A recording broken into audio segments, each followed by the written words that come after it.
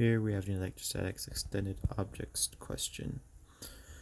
So we have two plates that are parallel to a table. The plates are separated by 10 millimeters, and there's an electron in between them that are 20 millimeters apart. The electron is traveling at a speed of 4.0 times 10 to the 6th meters per second. And so our first question is, which plate is negatively charged, the top or bottom? And our second question is, what is the surface charge density on the plates if you know that the densities have the same magnitude? So our first answer is, since we know that large charges repel, the bottom plate is negative and the top is positive, because the question notes that the electron touches the top plate.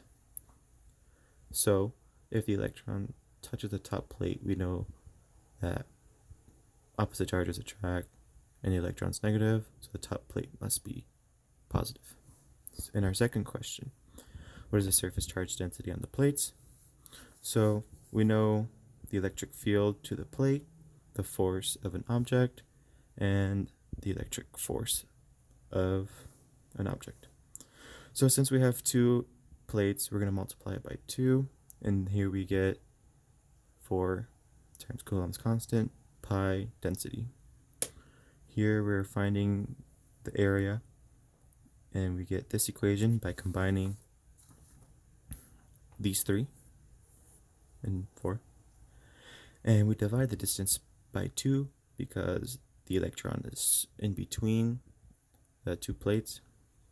So we get the mass of the electron is 9.11 times 10 to the negative 31 kilograms. We have the speed, the Coulomb's constant, at 9 times 10 to the 9th Newton meters a second over Coulomb a second.